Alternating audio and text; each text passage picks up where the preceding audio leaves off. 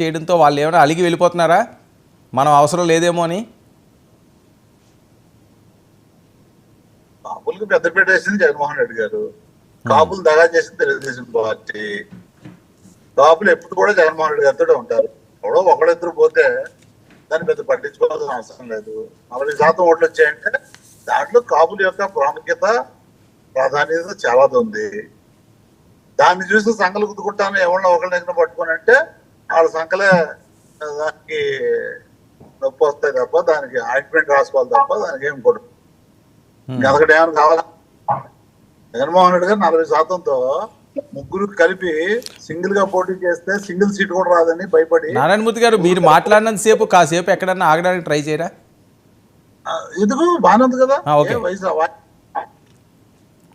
వాళ్ళు ప్రయాణాలను ఉంటారులేండి, ఇక అది ఎక్కడికి ఎందుకు మనం అడగకూడదు. ఓకే, మేము ప్రయాణంలో ఉంటాం, మీరు ఇంట్లో పడుకుంటారు, మీరు ఏం చేయకుండా ముసుగుతని పడుకుంటాం. ఏదైనా చేయాలని కూడా ప్రయత్నించరు, మౌనముల్లా ఉంటారు. ఎందుకంటే ఓకే ఓకే ఓకే ఏంటి మొదట్లోనే మొదలు పెట్టారు అంటే బయటకు వచ్చి ఏం మాట్లాడితే ఉన్నది పీకుతారు ఏమంటే భయంతో మీరు ఇంట్లో కూర్చొని మౌనముల్లా ఉంటారు. మేము ఎప్పుడు ప్రజల్లోనే ఉంటాం, ప్రయాణంలో ఉంటాం, ప్రజల్లో ఉంటాం. ఓకే ఓకే ఏంటి కాదు, కాపు సామాజిక వర్గం దూరం అవుతుందా? మీరు పరదాలు కాకుండా ఓకే ఓకే ఓకే ఓకే పాయింట్లోకి రండి నారాయణమూర్తి గారు. ఏంటి కాపు సామాజిక వర్గం ఎందుకు మీకు వ్యతిరేకంగా?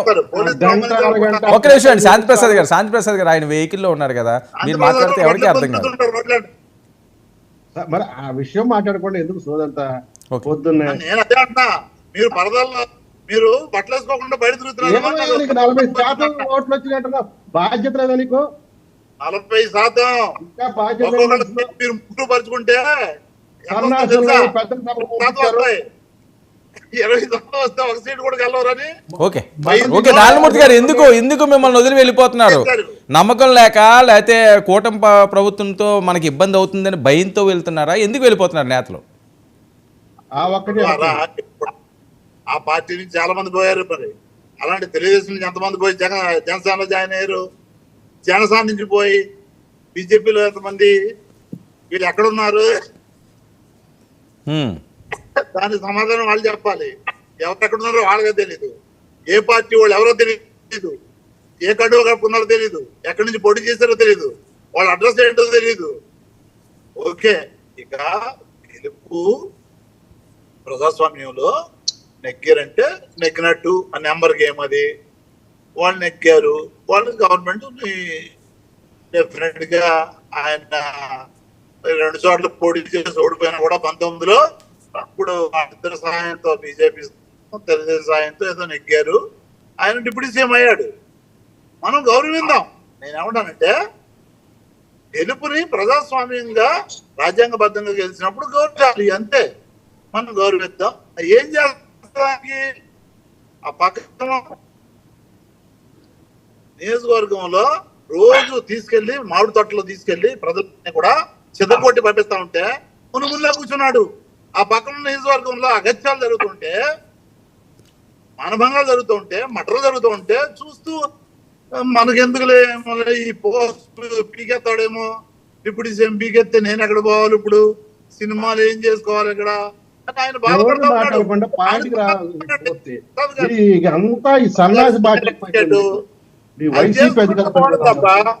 మీరు ఎవడో పోతే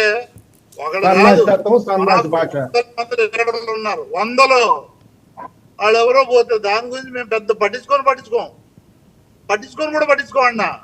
ఎందుకంటే ప్రజలు మాత్రం ఉన్నారు, 40% ఓట్లు మాత్రం ఉన్నాయి. మేము ఇచ్చిన పథకాలు బ్రహ్మాండంగా ప్రజలకు వెళ్ళాయి. ఇవన్నీ వదిలేసి వాళ్ళు ఎవరో పోతే దాని గురించి చర్చ అనేది ఓకే, చచ్చిపెట్టు, మిమ్మల్ని తప్పట్టినాం. ఎందుకంటే ఎవరన్నా ఎందుకు పోయారని అడగడం తప్పేం లేదు, ప్రజాస్వామ్యం. కానీ సమాధానం చెప్పే ఇది వీళ్ళకి ఉందా అంటాను నేను.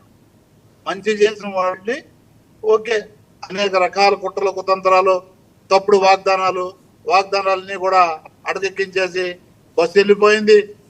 15 అవన్నీ పోయాయి. అవి ఎక్కడ పోయి అర్థం కావట్లా. ఇంటికి వెళ్తే కొడతారేమో అని చెప్పేసి ఎమ్మెల్యే భయపడతారు. వాగ్దానం ఇచ్చింది ఎవరో తెలియదు. వీళ్ళేమో డబ్బా పట్టుకొని తిరిగారు నియోజకవర్గాల్లో. ఇప్పుడు వెళ్తే కొడతారు గ్యారంటీగా. కొట్టడమే కాదు, రోడ్లో కూడా రానివ్వరు వాళ్ళు. అయితే వాటన్నిటికీ సమాధానం చెప్పాలి, పాలన చేయాలి. పాలన ఇంపార్టెంట్, మంచి చేసే కార్యక్రమం చేయాలి. అది వదిలేసి వాళ్ళు ఎవరో పోయారు, ఎంతమంది పోతే ప్రజలు జగన్మోహన్ రెడ్డి వెనకాతలు ఉన్నారు, జగన్మోహన్ రెడ్డి గారు తోడుగా ఉన్నారు. రేపు పొద్దున వీటి ఇచ్చిన వాగ్దానాలు సమాధానం చెప్పానంటే ఆ సమాధానం వదిలేసి చేతగాక నారాయణమూర్తి గారు మీరు అడిగిన ప్రశ్న నారాయణమూర్తి గారు జగన్మోహన్ రెడ్డి గారు భవిష్యత్తు ప్రణాళికలు ఏంటి? ఓదార్పు యాత్ర అన్నారు, మొదలైనట్టేనా? మొన్న 2 చోట్ల తిరిగి వెళ్ళినట్టున్నారు. అది వాతావరణ ఎంత ఎందుకు అవుద్ది? ఎక్కడైతే వీళ్ళు అగాత్యాలు చేసి న్యాయంగా దుర్మార్గంగా పట్టపగలే దాన్ని గాలికి వదిలేసి, రాజ్యాంగాన్ని గాలికి వదిలేసి, సొంత రాజ్యాంగాన్ని రెడ్ బుక్ రాజ్యాంగం అని వీళ్ళు పైశాచికంగా జనాల మీద పడి పీక్కు తింటుంటే, చంపుతుంటే, మారభంగాలు చేస్తూ ఉంటే, తగలబెడతా ఉంటే, పగలగొడతా ఉంటే ఆయన పలకరించే సానుభూతి అనేది అండగా ఉన్నాను నేను, ఏం పర్వాలేదు, 3 ముచ్చరే వీళ్ళు మిమ్మల్ని మోసం చేసి ఓటేయించుకున్నారు ప్రజలందరినీ అనేటటువంటి సందేశాన్ని ఇవ్వడానికి వెళ్ళారు, భరోసా ఇవ్వడానికి వెళ్ళారు, బాధ్యతగా వెళ్ళారు. నేను ఉన్నానని వెళ్ళారు. వీళ్ళు ఎక్కడున్నారో తెలియక, ప్రభుత్వం ఎక్కడుందో తెలియక, పవన్ కళ్యాణ్ గారు ఎక్కడున్నారో తెలియక, లోకేష్ గారు ఎక్కడున్నారో